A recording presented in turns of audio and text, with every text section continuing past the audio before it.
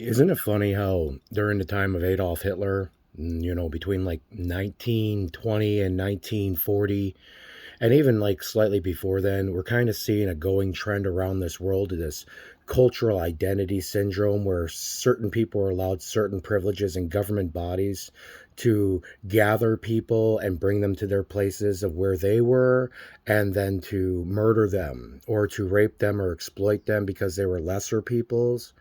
I'm kind of seeing this all over between the Tulsa, um, however they want to portray that, the murder and sacrifice of the people to maintain a positive culture of a caucus, or the Native Americans in Canada that were murdered because obviously the church state needs to protect Virgin Mary.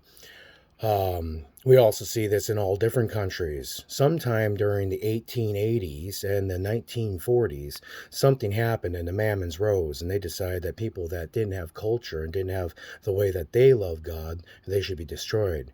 And I really think that this built to be a huge head right at about 1939, when that giant crazy dude with the weird mustache that reminds everyone of Donald Trump decided that he was going to get out of prison and start killing everyone.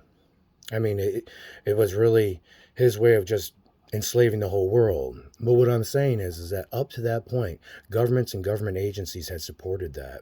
Tulsa, Oklahoma had police on that. Federal government knew about that. Canada, the government was paying for those children to be at those places, was paying those places to hold those children, was giving them contracts to have those children. Those children have hatchet marks in their heads. 3-year-olds cut to death with hatchets. Plus, let's not talk about the Badlands in the United States of America, or the Cherokee Trail, or the Palestinians who have been sublimated into absolutely nothing and forced into a demise of a world that they can't get out of because we want to persecute them to extermination. Can we keep going on to the persecution of extermination? I mean, this is what we're really talking about, isn't it? This isn't what people are saying genocide is. Genocide is what the leadership of the world has already led us to. And extermination is the thing that was allowed for with our government. Extermination is the body of the empirical evidence that one person is better than another, and so thus if they cannot conform to who you are, they must die. You know, I watch Doctor Who, and I could only imagine how good your fucking military would do with the Dardics here. I think that it's about time that you guys deserve to have something come down on your militaries. Maybe you guys need to have the Foo Fighters come back and open up your world wide again. You guys remember that? You don't control any of this. The largest government bodies in the world support racism, murder, and hatred. They use the bounties of the love of God to do it, and they excise people with the intent to harm them, and they create a nomenclature of a power that enables them to walk away from what they do and never say sorry and continue unabatedly to continue doing things like this. And Uganda, Kenya, everywhere you look. The United States just tried to overthrow an indigenous leader last year and murder him. An indigenous leader from the indigenous people forced him to run and flee and hide.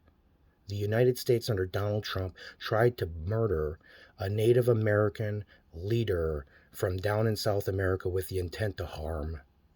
We are exterminators. The United States of America is a Nazi sympathetic organization that has helped us out around the world and has helped to hide this stuff. And if it wasn't for real humans coming forward, I'm not going to shut up.